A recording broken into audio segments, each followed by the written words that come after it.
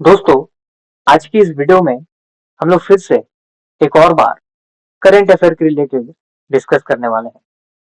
जैसे कि हमने पिछली वीडियो में भी करंट अफेयर के रिलेटेड डिस्कस करा था, उसी तरह आज फिर से हम लोग करंट अफेयर के रिलेटेड डिस्कस करेंगे। दोस्तों, मेरी आवाज आज मैं दूसरी माइक से रिकॉर्ड कर रहा हूँ, तो आपको हो सकती है थोड़ी सी अलग टाइप की आवाज है।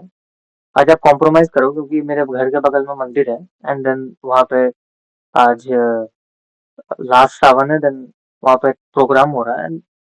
इसीलिए मैं आज अलग माइक यूज कर रहा हूँ जिसमें एआई फीचर्स है, तो वो थोड़ा सा वॉइस को आइसोलेट करता है बाहर की आवाज से। ठीक है, खैर रहने दीजिए, हम लोग वो सब बात मैंने आपको इन्फॉर्म करना था, मैंने आपको करा। लौटते हैं हम लोग वीडियो पे। आज की इस वीडियो में हम लोग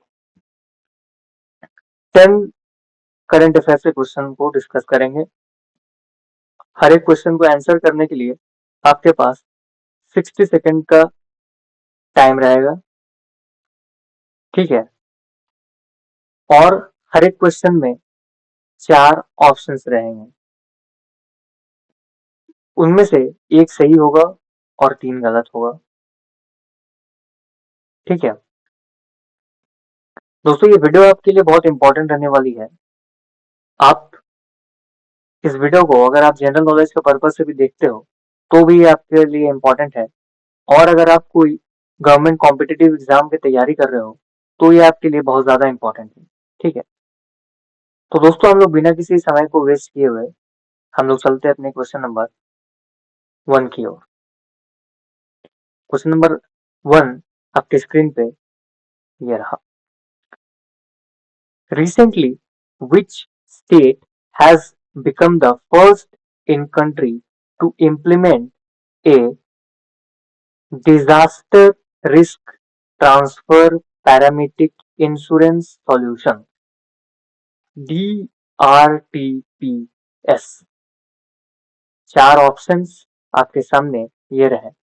option number 1 Manipur, option number 2 Assam, option number 3 Nagaland and option number 4 Mizoram. आपका 60 सेकंड का टाइमर शुरू होता है अब।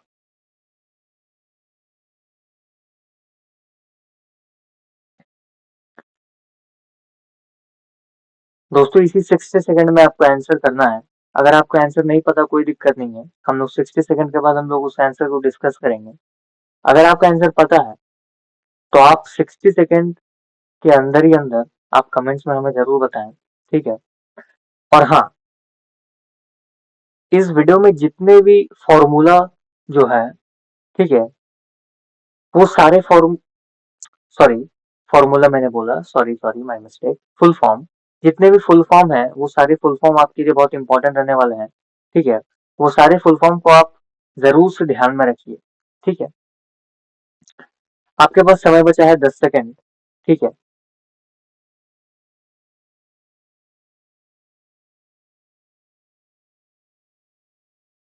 आपका समय समाप्त हुआ। हम लोग चलते हैं इसके सही आंसर की तरफ। ठीक है, इसका सही आंसर आपके स्क्रीन पे ये रहा। Option number C, Nagaland. ठीक है, इसमें बताया गया है the government of Nagaland signed a memorandum of understanding with SBI General Insurance to implement the disaster risk transfer paramedic insurance solution। इसका फुल फॉर्म आप लोग ध्यान में रखिएगा, DRTPS। ठीक है, DRTPS का फुल फॉर्म आप लोग ध्यान में रखिएगा। क्या है इसका full form? Disaster risk transfer parametric insurance solution. मैंने अंडरलाइन भी कर रखा है यहाँ पे।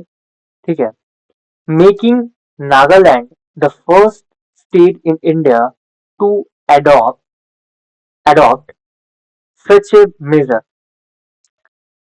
The DRTPS aims to safeguard critical infrastructure and mitigate economic losses from floods, droughts, and mudslides. The government will cover the insurance premium for 3 years, addressing the rising risk from the climate change related extreme weather event. Means ये 3 year का जो premium है वो government पे करेगी, ठीक है। और इसी 3 ईयर के दौरान ये इम्प्लीमेंट करा गया है और नागालैंड देश का पहला स्टेट बन चुका है इस चीज को DRTPS को इम्प्लीमेंट करने वाला फर्स्ट स्टेट बन चुका है इंडिया में, ठीक है। इसका मोटिव है कि रिस्क को जो क्लाइमेट के जो मतलब जो क्लाइमेट से होने वाली रिस्क है जैसे लैंडस्लाइड्स, अचानक से बाढ़ आ जाना, तो उस चीज को कम करने के लिए है, ठीक है। उसका जो इंश्योरेंस हम लोग इंश्योरेंस गवर्नमेंट ने ली है उस चीज का ये बहुत अच्छा एक फायदा होने वाला है, ठीक है। हम लोग चलते हैं अपने क्वेश्चन नंबर 2 की ओर।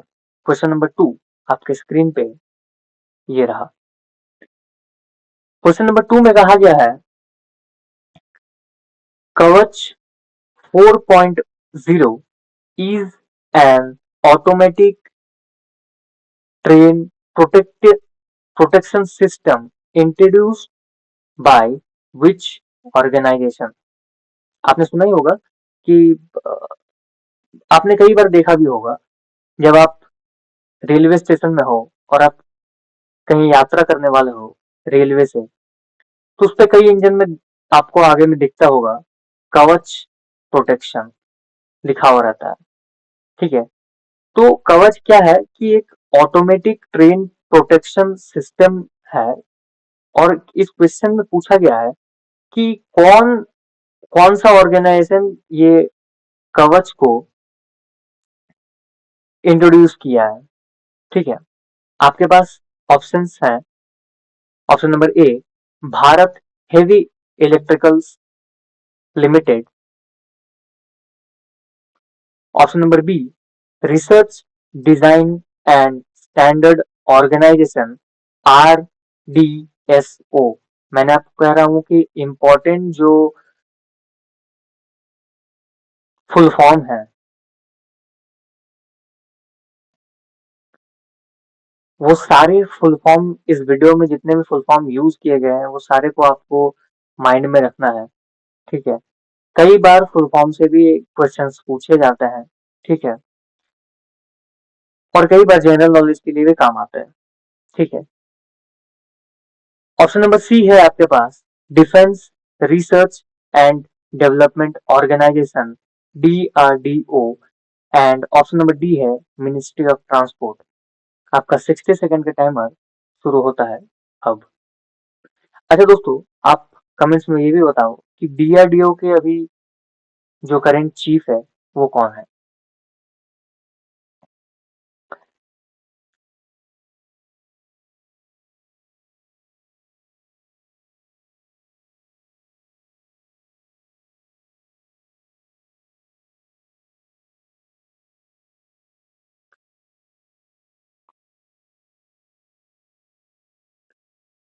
आपके पास सिर्फ और सिर्फ बचे हैं 30 सेकेंड्स। अगर आपको आंसर पता है तो आप जरूर से कमेंट में बताएं। अगर आपको आंसर नहीं पता है तो भी आप कमेंट में बताएं कि इसका आंसर मुझे ये लग रहा है, ठीक है। बाकी तो हम लोग डिस्कस कर ही रहे हैं।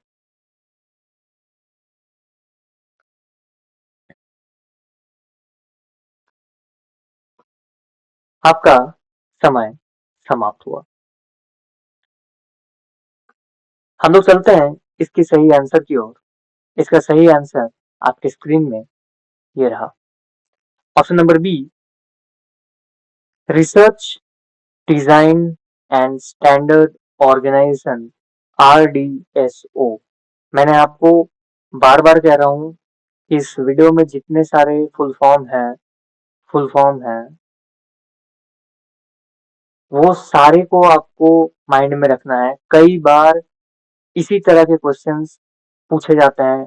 कई बार क्वेश्चंस छोड़ दो, आप जनरल नॉलेज के काम में भी आएगा कि अगर कोई आपसे पूछ ले कि आप ट्रेन में यात्रा कर रहे हो, कोई आपसे पूछ ले कि इस ट्रेन में जो कवर सिस्टम लगा हुआ है वो कौन सा ऑर्गेनाइजेशन ने आपको इंट्रोड्यूस करा, तो आप कह सकते हो research design and standard organisation, RDSO। ठीक है। रिसेंटली इंडियन रेलवे कमीशन कवच 4.0 on the Mathura Kota section of the Delhi Mumbai route. ठीक है। रूट भी याद रखिएगा। ठीक है। रूट भी आपको याद रखना है कि कौन से, कई बार अगर आप इस वीडियो को देख रहे हो और आप अगर एक रेलवे के एस्पिरेंट हो, रेलवे की एग्जाम की तैयारी कर रहे हो, तो ये ध्यान में जरूर रखना कि कौन से रूट पे कौन सा बड़ा स्टेप लिया गया है और कौन से रूट पे कौन सा नया चीजों को इंट्रोड्यूस किया गया है। ठीक है। जैसे इस वीडियो में हम लोग जाने कि कवच को हम लोग मथुरा कोटा सेक्शन दिल्ली मुंबई रूट में हम लोगों ने इंट्रोड्यूस करा, हम लोगों ने नहीं, इंडियन रेलवे ने। ठीक है। हम लोगों ने इस वीडियो से जाना। ठीक है। कवच 4.0 is an advanced automatic train protection system developed by Research Design and Standard Organization, RDSO, of Indian Railway to enhance safety and efficiency in train operations. ठीक है।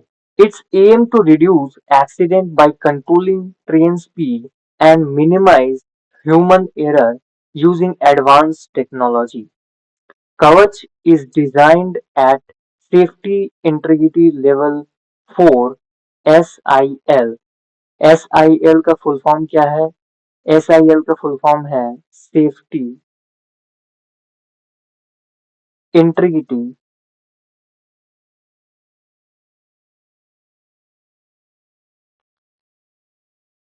लेवल 4, इसीलिए हम लोग इसको कहते हैं कवच 4, 4.0। ठीक है। Which is the highest safety standard. ठीक है।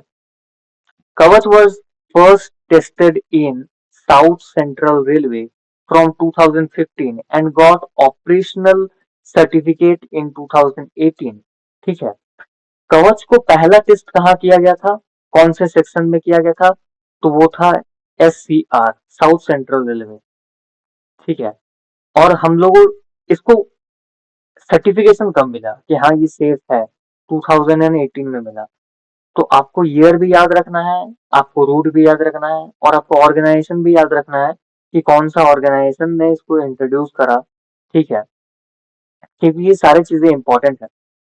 इस वीडियो में कोई कोई भी फालतू की चीजें नहीं बताई गई है। इस वीडियो में कोशिश की गई है कि ज्यादा से ज्यादा आपको इन्फॉर्मेशन दिया जाए और वो भी कम से कम समय में। तो आप प्लीज इस वीडियो को अगर आप देख रहे हो तो लाइक और शेयर जरूर करना। अगर आपको मन है तो आप हमारी शॉर्ट्स जो है वो मैप एनिमेशन से बनी हुई है, आप उसको चेकआउट कर सकते हो और वो अगर आपको पसंद है तो आप सब्सक्राइब भी कर सकते हो। ठीक है। अब हम लोग चलते हैं अपनी क्वेश्चन नंबर 3 की ओर। क्वेश्चन नंबर 3 आपकी स्क्रीन में ये रहा। Ladakh has declared which day as a सफाई आंदोलन डे फॉर इंडस रिवर। सफाई आंदोलन डे लद्दाख ने इंट्रोड्यूस करा है कौन से दिन में? ठीक है। Option number A June 3, option number B August 12, option number C September 8 and option number D October 12। ठीक है। आप कंफ्यूज मत होना, ये 2025 के 5 में ही इनिशिएटिव लिया गया है। ठीक है। बहुत अच्छा इनिशिएटिव है। ठीक है। आपके आपका 60 सेकंड का टाइमर शुरू होता है अब। इसी 60 सेकंड में आपको क्वेश्चन का आंसर करना है।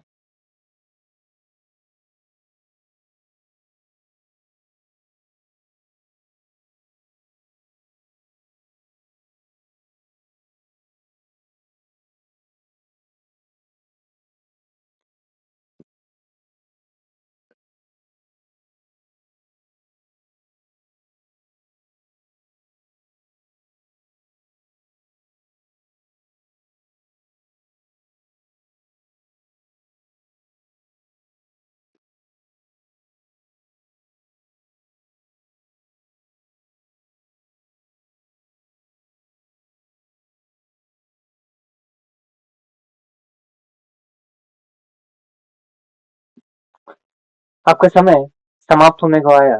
आपके पास 3, 2, 1 एंड आपका समय समाप्त हुआ। दोस्तों हम लोग चलते हैं इसके करेक्ट आंसर की ओर। इसका करेक्ट आंसर आपके स्क्रीन में ये रहा, ऑप्शन नंबर बी, August 12, 25। ठीक है। Recently, Ladakh declared August 12 as Safai Andolan Day to clean and conserve the Indus River. It marks the first ever government supported clean up movement for Indus River's biodiversity conservation.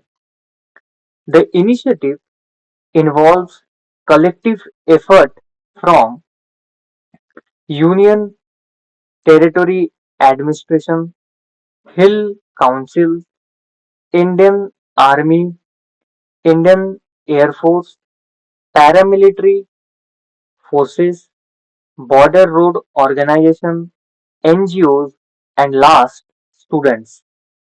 It strengthens the ongoing mission in the cleanup movement launched by Leh Hill Council in June 2025।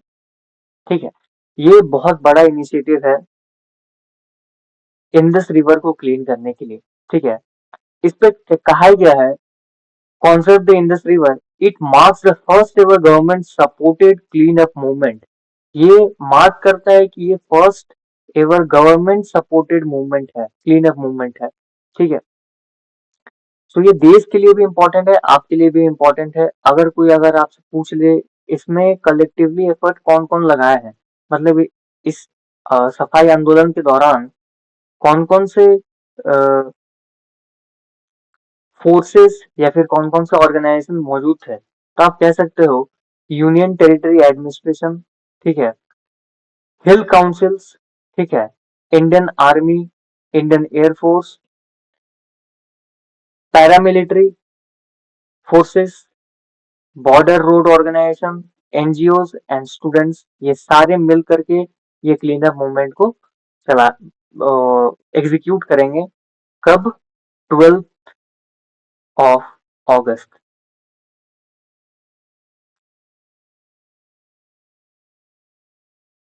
ठीक है, अब हम लोग बढ़ते हैं question number 4 की ओर। अभी तक हम लोगों ने क्वेश्चन नंबर 3 तक डिस्कशन कर लिया है।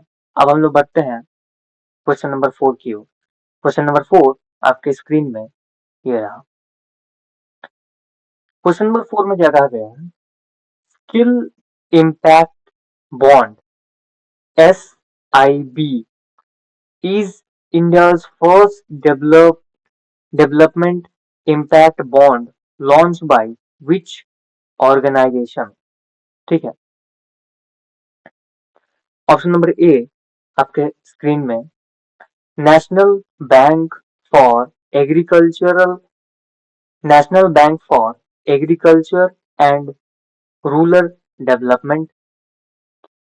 Option number B, reserve bank of India RBI। Option number A का जो फुल फॉर्म है वो है नबार्ड। ठीक है, फुल फॉर्म आप लोग हमेशा याद रखिएगा। इस वीडियो में जितने भी सारे भी फुल फॉर्म यूज कर रहे हैं वो वेरी इंपॉर्टेंट है। ठीक है, option number C, Indian economic trade organisation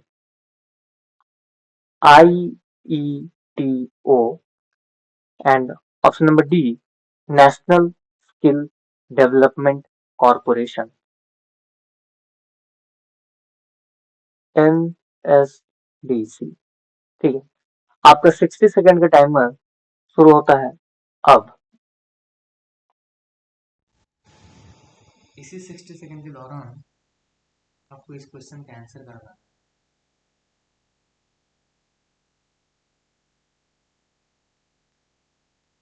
दोस्तों इस वीडियो से आप बहुत कुछ नई चीजें सीख करके जाओगे, तो प्लीज इस वीडियो को आप आखिरी तक जरूर देखना। और मैं कोशिश करूँगा जल्द से जल्द मैप एनिमेटेड वीडियो लाने की। एक दो प्रोजेक्ट है वो जो चल रहा है, थोड़ा सा समय लगेगा मुझे, ठीक है। कोई नहीं, फिलहाल तो अभी हम लोग वीडियो पे डिस्कस करते हैं। आपके पास सिर्फ और सिर्फ बचा है 10 सेकेंड्स, ठीक है।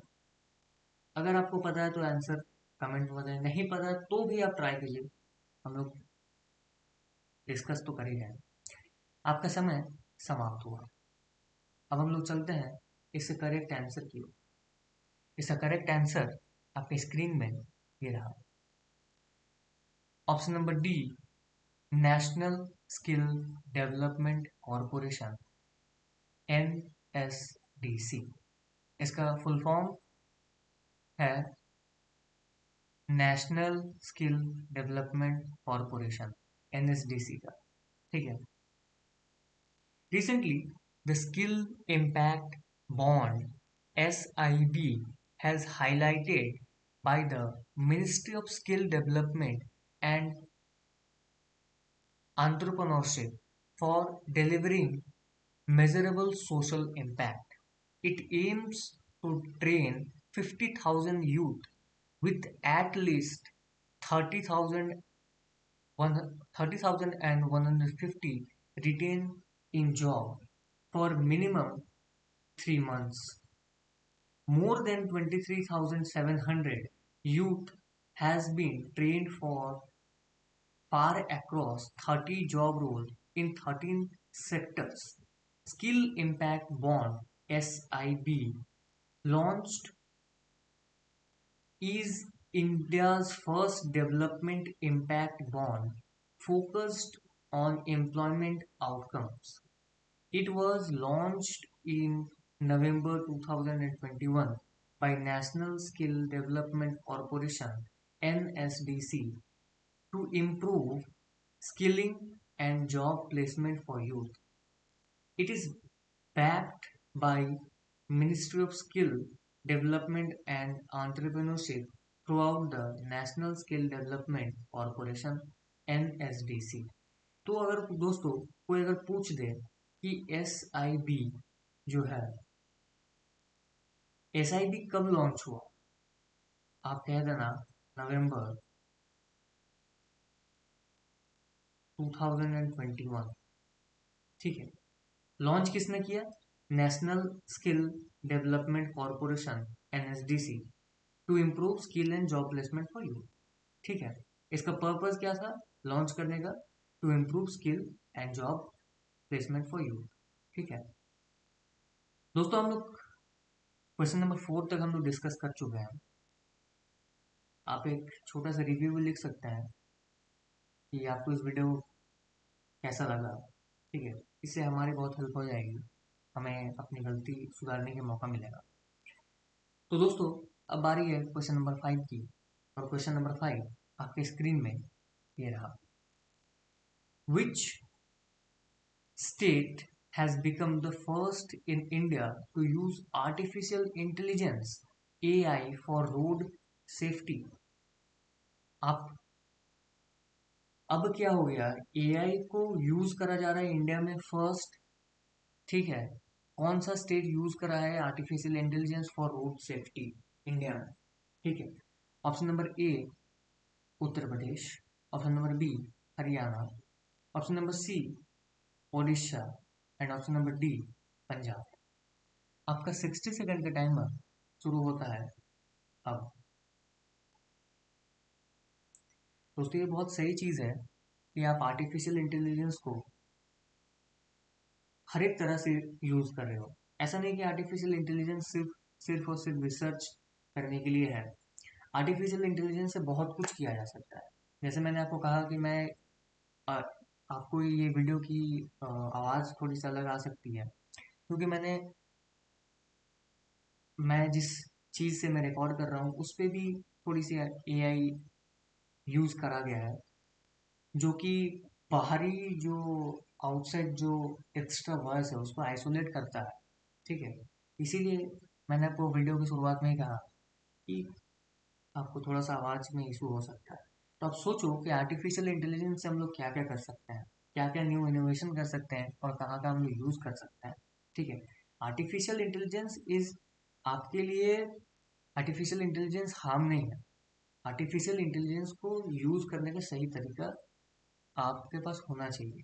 ठीक है, आर्टिफिशियल इंटेलिजेंस आपको नहीं चलाएगा, आर्टिफिशियल इंटेलिजेंस को चलाने वाला इंसान चाहिए जो खुद को उस तरह से डेवलप करता है, जो रेगुलरली डेवलप किया है, उसके लिए कोई दिक्कत नहीं है। ठीक है, खैर बात करते हैं हम लोग क्वेश्चन के ऊपर। आपका ये 60 सेकंड का समय समाप्त हुआ और हम लोग चलते हैं इसके सही आंसर की ओर। इसका सही आंसर आपके स्क्रीन में ये रहा, ऑप्शन नंबर ए, उत्तर प्रदेश। ठीक है, recently Uttar Pradesh become the first Indian state to launch an artificial intelligence (AI) and big data analytics based road safety pilot project. ठीक है, the transport sorry the project is approved by the Ministry of Road and Transport and Highway, MORTH, MORTH। ठीक है, MORTH का full form भी आप याद रखना, यही ऑर्गेनाइजेशन जो आपको ड्राइविंग लाइसेंस भी इशू करके देती है। ठीक है, अगर आप इस वीडियो को देख रहे हो और अगर आपके पास ड्राइविंग लाइसेंस है तो आप देखना आपके पास जो मैसेज आएगा वो मॉर्थ की तरफ से आएगा। ठीक है, उत्तर प्रदेश हैज़ allotted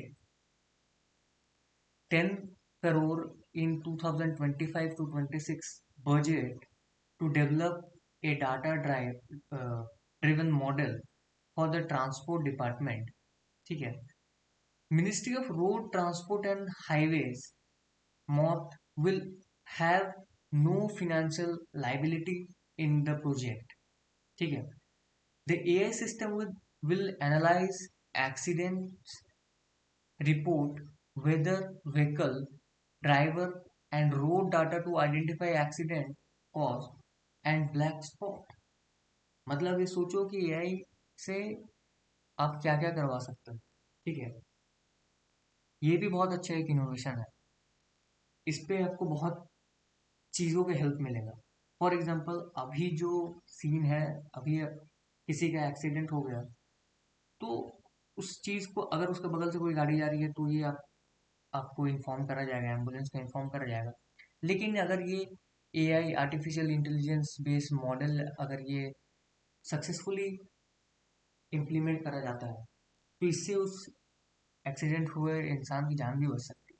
ठीक है, क्योंकि ये एआई खुद ब खुद डिटेक्ट कर लेगा कि हाँ इस पोजीशन पे, इस यहाँ पे इस रोड के पोजीशन पे ब्लैक स्पॉट है, यहाँ पे एक्सीडेंट हो चुका है, एंड देन एसओएस का एक मैसेज। ठीक है, तो दोस्तों अभी तक हम लोग क्वेश्चन नंबर 5 तक डिस्कस कर चुके हैं। अब बारी है क्वेश्चन नंबर 6 को डिस्कस करने का, और क्वेश्चन नंबर 6 आपके स्क्रीन में ये रहा।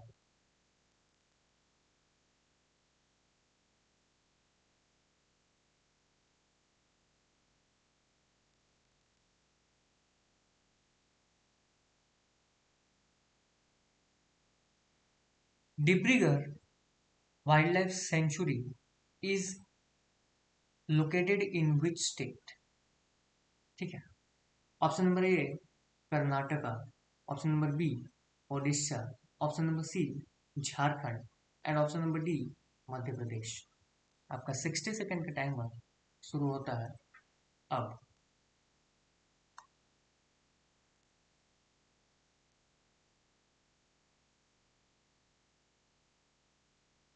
दोस्तों कई बार आपसे ये भी पूछा जाता है कि X Y Z wildlife sanctuary या फिर X Y Z bird sanctuary India के कौन से स्टेट में लोकेटेड है।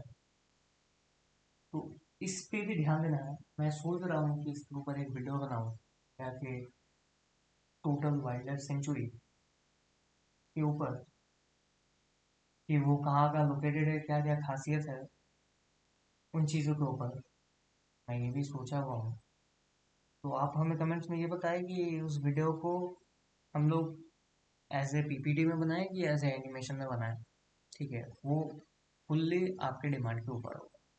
अगर कमेंट्स नहीं आए तो वो पीपीटी में होगा, और कमेंट्स आए तो वो एनिमेशन में होगा, मैप एनिमेशन में। समय समाप्त हुआ और हम लोग बढ़ते हैं इसके सही आंसर की ओर, ठीक है। इसका सही आंसर आपके स्क्रीन में ये रहा, option number B, Odisha. Recently the Odisha government announced plans to introduce tiger in Dibrugarh Wildlife Sanctuary in Bargarh district. Dibrugarh Wildlife Sanctuary is located near the Hirakud Dam on the Mahanadi in Odisha.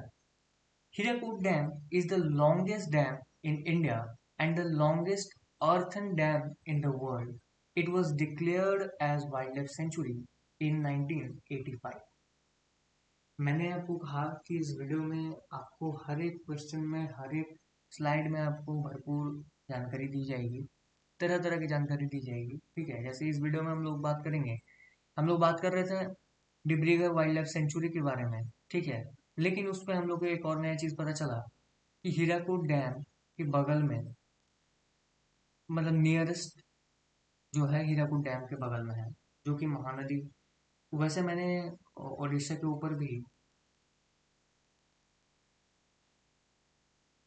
और इससे के ऊपर भी animated video shorts मैंने बनाया है, वो आप जाकर देख सकते हो, ठीक है। Mahanadi is a very important river for Orissa, ठीक है। और उसके ऊपर बना हुआ हीराकुद डैम, जो कि इंडिया का लॉन्गेस्ट डैम है, लॉन्गेस्ट डैम इन इंडिया, ठीक है। And the longest earthen dam in the world, longest earthen dam भी है, ठीक है, हीराकुद डैम। मतलब समझो आप कितना बड़ा है। It was declared as wildlife sanctuary in 1985।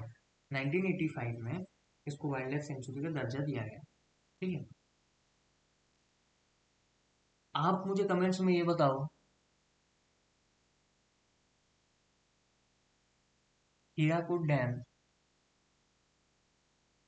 कब इसका उद्घाटन किया गया, ठीक है। 1985 में तो इसको दर्जा दिया गया, इस वाइल्ड लाइफ सेंचुरी को वाइल्ड लाइफ सेंचुरी का दर्जा दिया गया। आप हीराकुद डैम कब बना, इसके बारे में आप मुझे कमेंट करो, ठीक है। तो दोस्तों अभी तक हमने क्वेश्चन नंबर 6 तक डिस्कस कर चुका हूँ। अब हम लोग की बारी है क्वेश्चन नंबर 7 पे चलने की। क्वेश्चन नंबर 7 आपके स्क्रीन में ये रहा। Recently which country hosted the 20 head of Asian Coast Guard agencies meeting? यहाँ पे देखो एक इम्पोर्टेंट फुल फॉर्म आया है, वो है HACGAM। HACGAM का फुल फॉर्म है head of Asian coast guard agencies meeting, ठीक है। कह रहा है कि कौन सा कंट्री 20वां HACGAM मीटिंग को होस्ट किया। Option number A Vietnam, option number B India, option number C South Korea, and option number D Indonesia. आपका 60 सेकंड का टाइमर शुरू होता है अब। दोस्तों मैंने आपको वीडियो के शुरुआत में ही बोला था, और अभी भी बोल रहा हूँ, इस वीडियो में जितने सारे फुल फॉर्म यूज करे गए हैं, वो सारी फुल फॉर्म आपके लिए इम्पोर्टेंट है। ये वीडियो, पूरी वीडियो आपके लिए इम्पोर्टेंट है। आप इस वीडियो को लास्ट तक देखो, और इस वीडियो में जितने सारे फुल फॉर्म यूज करे गए हैं, मेंशन किए गए हैं, वो सारी फुल फॉर्म्स को अपने माइंड में स्टोर करके रखना, ठीक है। आपका पास समय बचा है सिर्फ और सिर्फ 15 सेकेंड। इसी 15 सेकेंड में आपको आंसर करना है। आप बेझिझक आंसर करो, कोई दिक्कत नहीं है, ठीक है।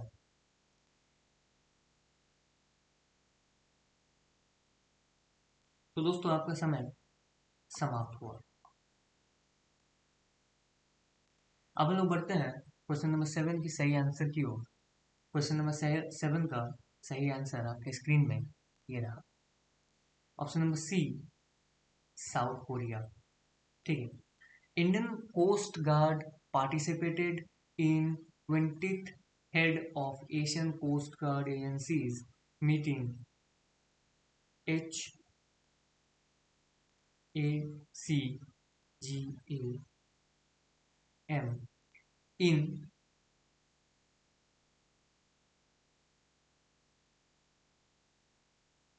Incheon, South Korea, from 2 to 6 September 2024. The meeting was hosted by the South Korean Coast Guard. ठीक है। The Indian Coast Guard also held its 12th annual bilateral meeting with South Korean Coast Guard on September 2024. Discussion focused on maritime law, enforcement, safety at sea, maritime environment, protection, and preventing litigate trafficking of human drugs and weapons. HACGAM means Asian Coast Guard Agency meeting was initiated by Japan in 2004 to address piracy issue in southern Asian water, especially in the state of Malacca. अच्छा, आप मुझे ये बताओ इसका initiate कब हुआ? ये 2004 में हुआ और इसको करा जापान। ठीक है, जापान ने करा। तो यहाँ पे यूज हो रहा है स्ट्रेट्स ऑफ मलक्का। मैंने इसके बारे में भी एक शॉर्ट्स मैंने बना रखा है, आप जाके चेकआउट कर सकते हो। और आप कमेंट्स में ये बताओ कि वाई मैंने ये आपको क्वेश्चन दिया आंसर करने के लिए, वाई स्टेट ऑफ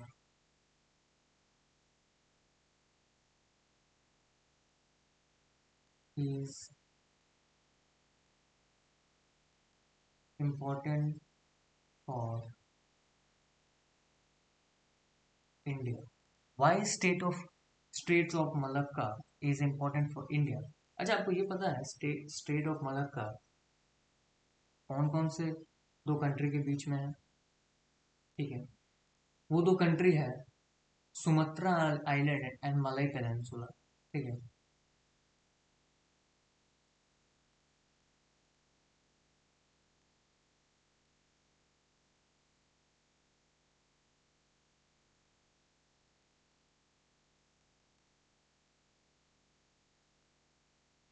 इसके बीच में state of Malacca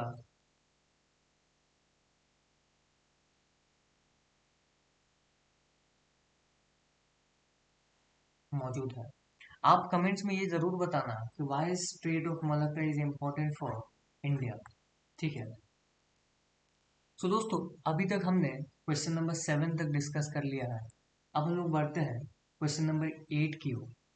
question number 8 आपके स्क्रीन में ये रहा। Recently, which state has launched a unique project to educate students about the cultivation of rice? Option number A, Karnataka. Option number B, Kerala. Option number C, Maharashtra. And option number D, Tamil Nadu. आपका 60 second का timer शुरू होता है अब।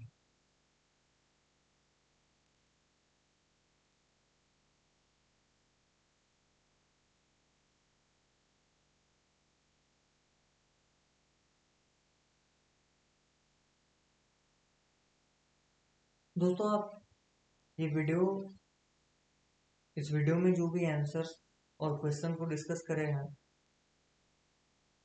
वो सारे आप common sense से भी सॉल्व कर सकते हो। अगर आपने थोड़ी बहुत भी न्यूज़ को आप फॉलो करते हो तो वो ये सारे क्वेश्चंस आपके लिए बहुत ही आसान है। ठीक है, आपके पास बचा है सिर्फ और सिर्फ 15 सेकेंड एंड आपको आंसर करना है इसके बीच। अभी बज रहे हैं रात के 1:07 और मैं ये वीडियो रिकॉर्ड कर रहा हूँ।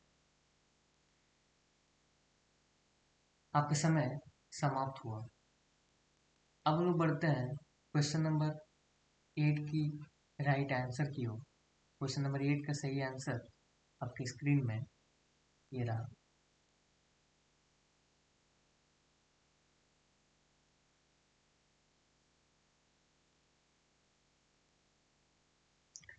Option number A, Karnataka.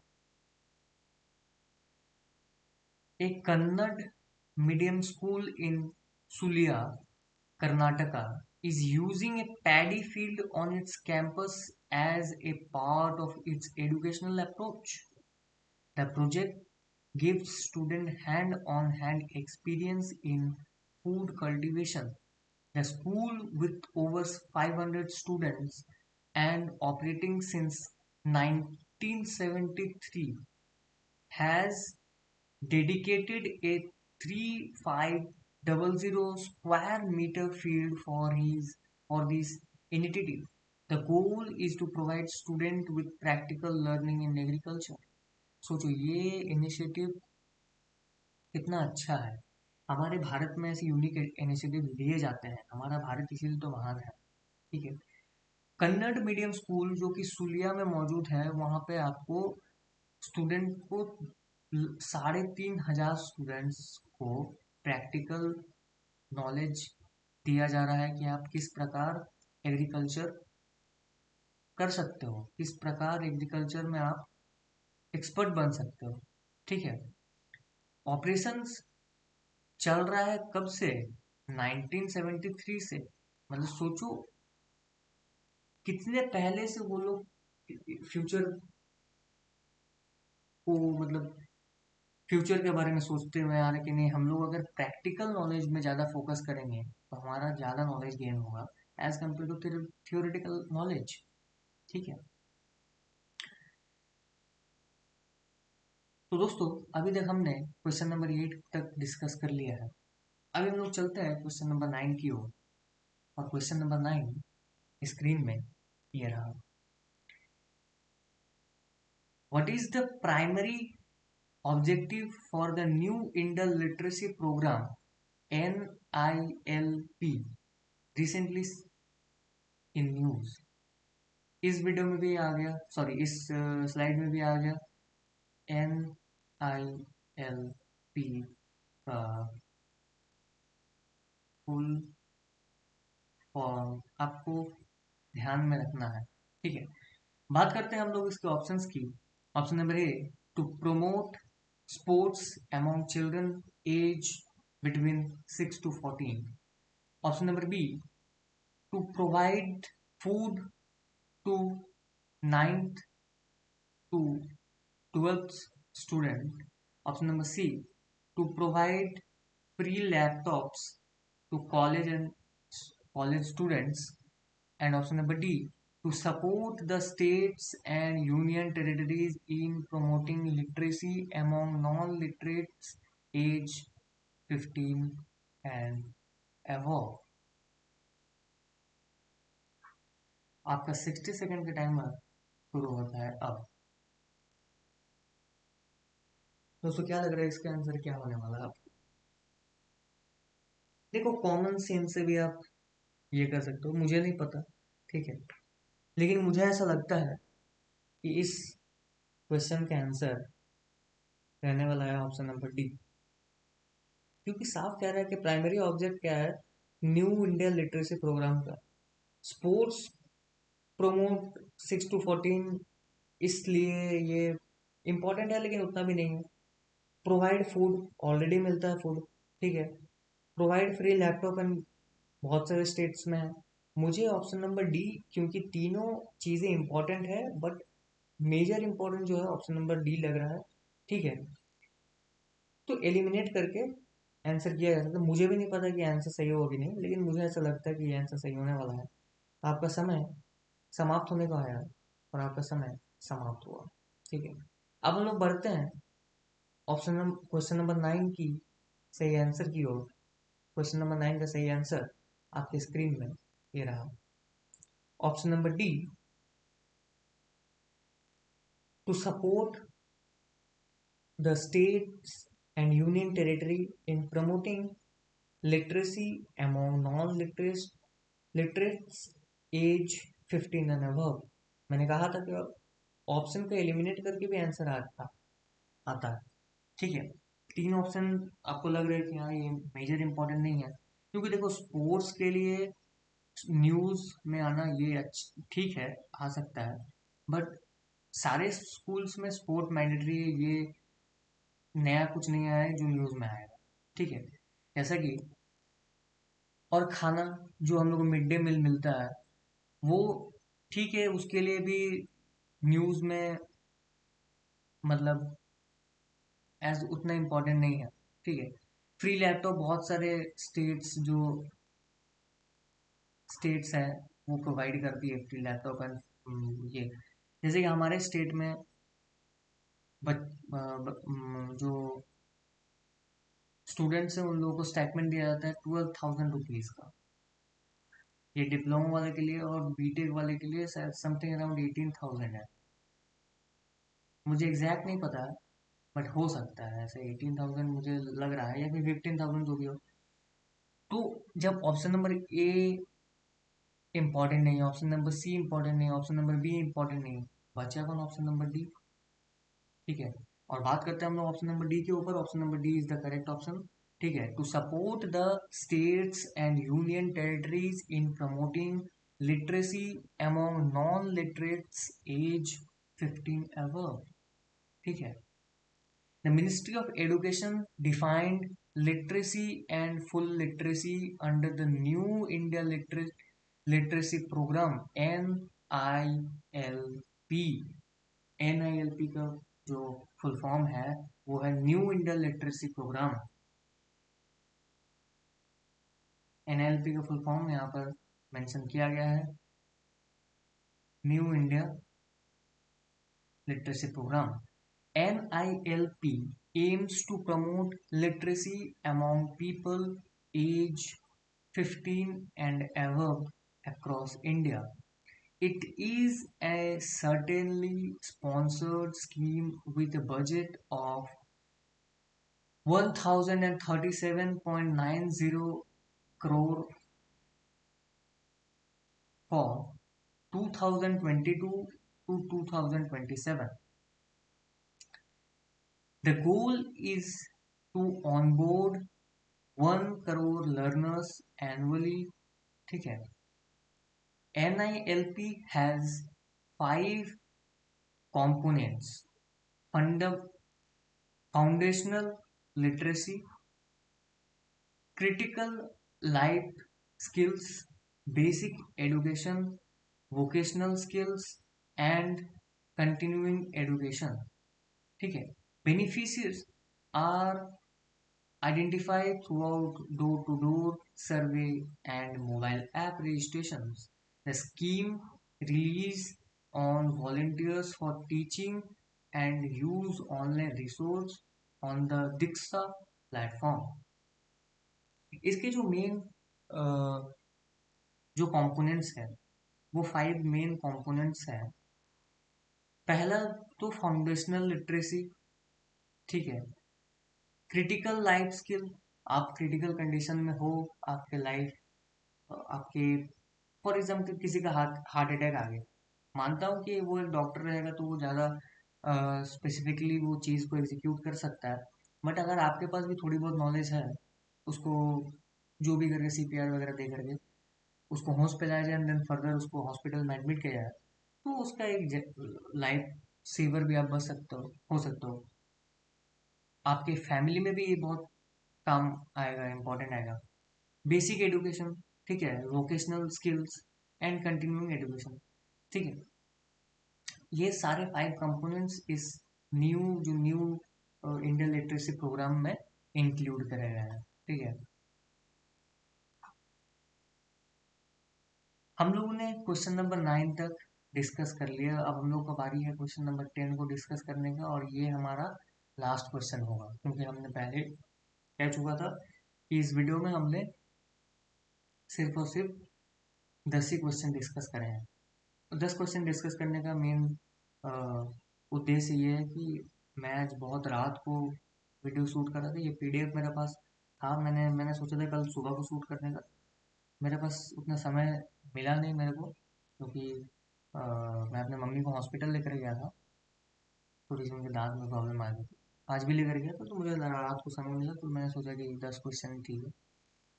बाद बाकी कल हम लोग फिर से डिस्कस करेंगे, अगर 15 या 20 करंट अफेयर्स क्वेश्चन, ठीक है। चलते हैं हम लोग क्वेश्चन नंबर 10 की ओर। क्वेश्चन नंबर 10 आपकी स्क्रीन पे ये रहा। Recently who has been appoint as a new finance secretary of India, ठीक है। ये आपके करंट अफेयर में बहुत इंपॉर्टेंट क्वेश्चन है। सामने ग्रुप डी का एग्जाम भी आने वाला है, railway.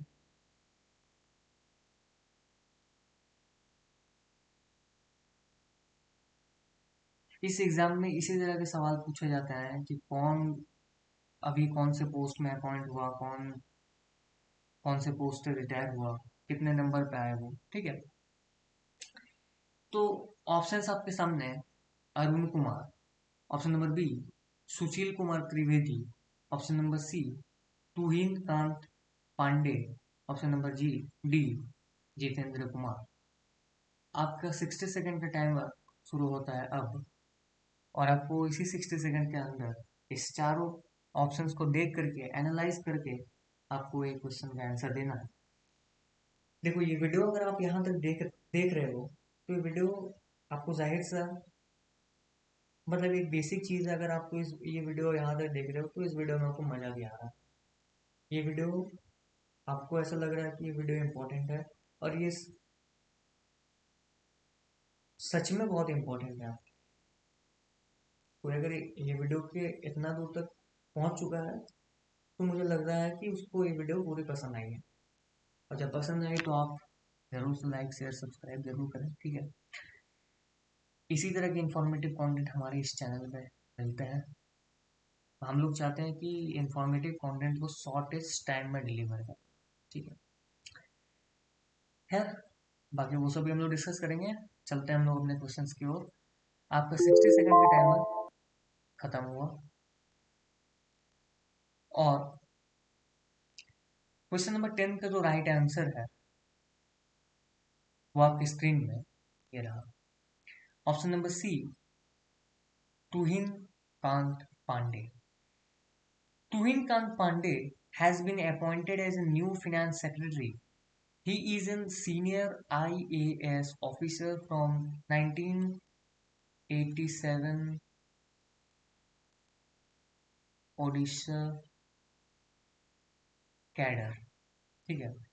He currently serves in finance ministry overseeing the Department of Public Enterprise DPE। यहाँ भी एक फुल फॉर्म निकल गया, ठीक है। And the department of investment and public asset management, यहाँ भी फुल फॉर्म निकल गया। DIPAM, जिसका फुल फॉर्म है department of investment and public asset management, ठीक है।